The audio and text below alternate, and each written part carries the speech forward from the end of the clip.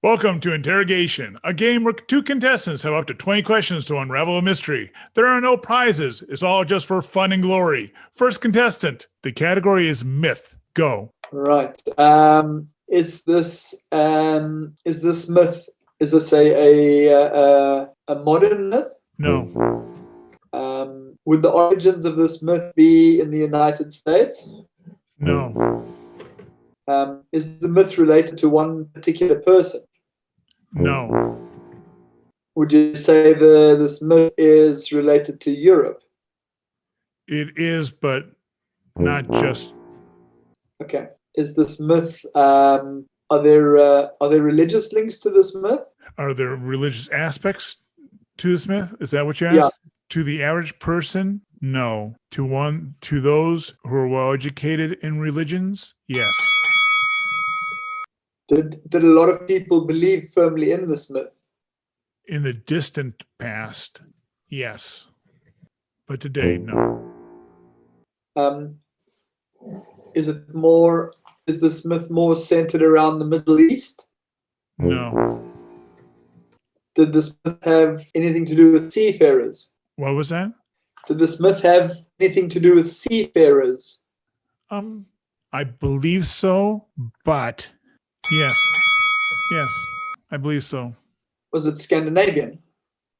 I can't answer that for certain. Okay, now that eliminates my theory. Can I get a hint? It's a creature. Did this creature bring luck? I cannot say for certain. There might be some cultures who would view this creature as bringer of luck. I myself. How many questions? But I would say to the general public, no. Okay, and you're now at 10 questions. Okay. There was a time when people believed quite firmly in certain cultures in this creature? I've already answered that yes. Okay. I believe I have. Yes, you have. Did this creature have a specific name? Yes. Well, what do you mean by? You mean like Joe or Bob? Like a general name, like Leprechaun or something that everybody. You mean like a label? You mean like a label? Yes. Yes. Sorry. I'm going to take another hint. Terrifying. Is the creature normally perceived as a female? I can't answer that question. That answers my question. It's fine. Is it a character kids would read about in storybooks? Oh yes. It's a creature that they would read about in storybooks. Yeah. How many questions am I on? You have 6 left. Would this creature have been written about by the Brothers Grimm? I'm trying to go through all the Brother Grimm stories in my head. I cannot say likely, but I can't think of a specific story, but likely. So I guess that's. Okay. But I can't say for certain. I don't know all the Brother Grimm stories. Okay, no, that's fine. Okay. I'm sure it's something I'm just not versed on. As I said last time, go through all your clues that you've learned so far. Yeah, it's a creature, not really. Okay, it's not a female, it's not a witch, it's not a leprechaun. I thought maybe the Vikings. It's not. It's a terrifying creature. It has been viewed. That's been around at sea. What? And it's been around for a long time. Yes, in the ancient past, people believed in it. Today, no one does. A terrifying. It's not viewed as a. Maybe a sea monster. Is it a sea monster? Is that what your question? Yeah. Yeah. It has been. Is it the Kraken? What? Is it what? Is it the Kraken? No.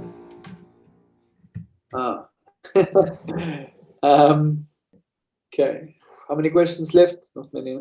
You have 5. Okay. A terrifying creature. That has been known to fly the oceans too.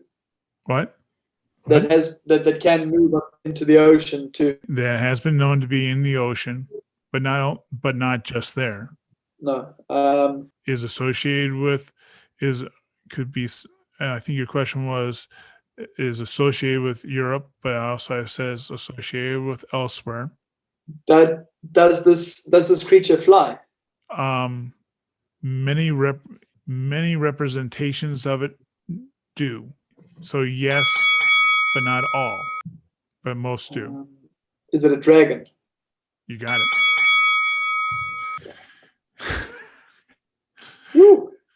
Beyond here, dragons lie. That used to be a phrase that you see on old maps of the sea. Like a warning sign. A warning sign. Beyond here are dragons. In other words, we don't know what's beyond here. Dragons were a sea monster, but they also were on land. They're associated in Europe and in Asia. Asia has a snake-like dragon. European dragons are more lizard-like, but some fly, some don't. And it's a terrifying creature. I mean, yes, it is. You know, and people one time believed it. Why they believed it at one time was because of dinosaur fossils. They thought those were when they would see a T-Rex skull, they thought that was a dragon. Gesundheit. Okay, well, see how George does here. We'll bring him in. Well, first, sorry, would you tell something more about something you haven't told about so far in the first competition or now? Well, how about tell me about the people that work for you? I know there's and Tony, and there's Wally. Who's the fourth one that you were? So there's our main rescue team is myself, Antoine. He's French. He's an old friend. He came to visit for a week last year, and he got stuck here for 6 months on the lockdown, and we just went to catch seals every day.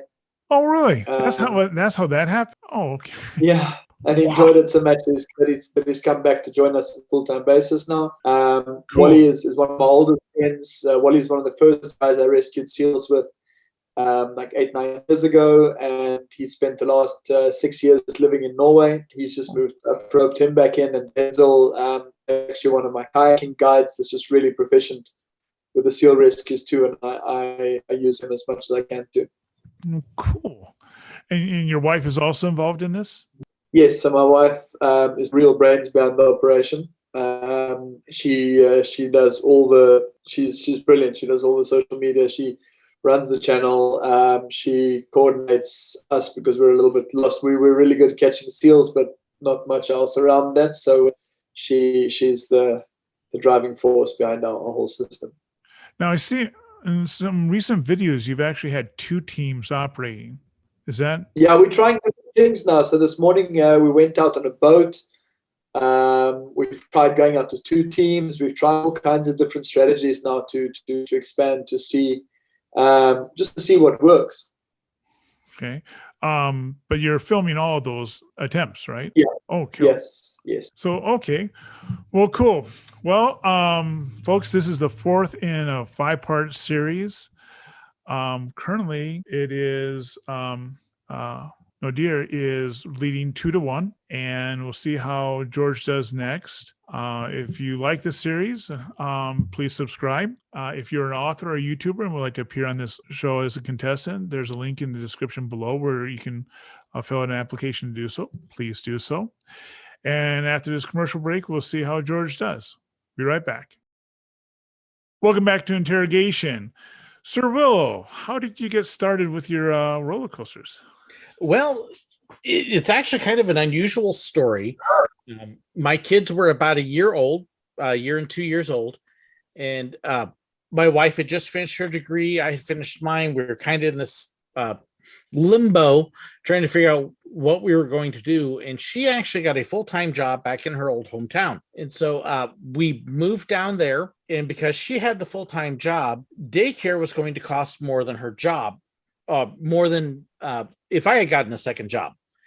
And so we decided that I was going to be the stay-at-home dad for several years while she worked. And I needed some sort of hobby or something to keep me out of the house sometimes and give me a life outside besides just being stuck around the kids all day. And so I actually started talking about roller coasters on some email lists and some other things online, began to meet people. And that's really kind of how roller coasters became the hobby. Was what am I going to do when I'm not with my kids?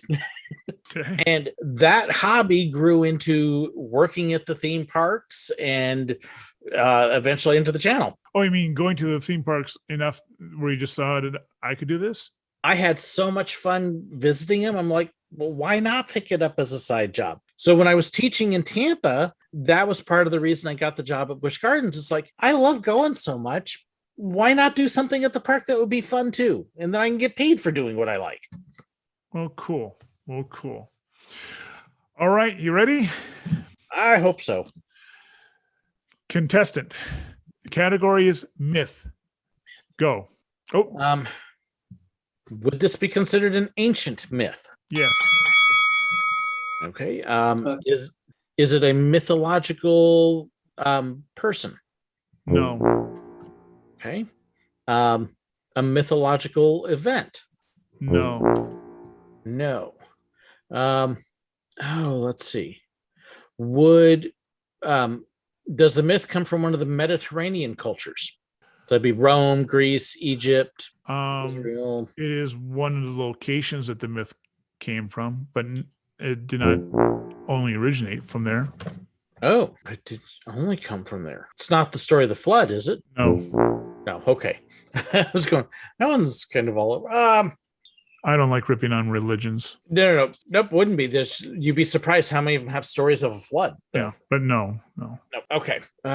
So is it a myth about an event then? You already asked that. Oh, did I? Okay. Didn't you? Did I? Yeah, you already asked it was an event. Yeah, I think that was like your second question. Okay. So you can ask the same question over and over again. We'll go right. Yeah, I through know. this real It'll still quick, get the same answer. This myth is not confined. Is this myth confined to one region of the world? No. No. Is it about a creature? Yes. Is it a dragon? Yes, you got it. Oh, done. Without even a hint. No, dear, had to get 2 hints. That Yep. I was kind of and he actually asked about religion. If it was part of religion. Now, in actuality, it is. I mean, in some cases, yes. Yeah, in the Christian Bible, they actually talk about unicorns and dragons. In China, one of their what is it called? One of their religions was dragons were in Europe, dragons are evil. Yeah. In China, dragons are good. Good. You know, here's something I've always thought about. You know, we call it a myth, but when you have all of these different cultures from all around the world with very little interaction with each other, and they all have this common story. And what they believe the reason is this is what our people in the past, when they saw dinosaur remains, especially like the T-Rex skull. If you think about the T-Rex skull, you got a dragon skull. But if you think about it, nobody in the past talks about finding these things. No, they talk about encountering them alive. Right. I mean, there's even one of the kings of England supposedly slayed a dragon. King George. Yeah. So of course, I'm going to know that one. You know, I mean, and there's even a painting of him slaying the dragon. Yep. So yeah, they actually at one time they actually believed that these things were alive. Today, I mean, they're Hollywood. They're Hollywood. I don't know. It's just one of those things that I found when you have a common story like that, so spread out among so many different things. Like maybe there's something there, but we don't know. None of us have seen one. So well, right now it's 2-2. It's neck and neck. This last one will decide unless both of you don't get it. Or tie. You're giving no dear a much more of a fight than Rick did. I'm hoping to be able to take it. Okay. See you next video, everyone. Bye.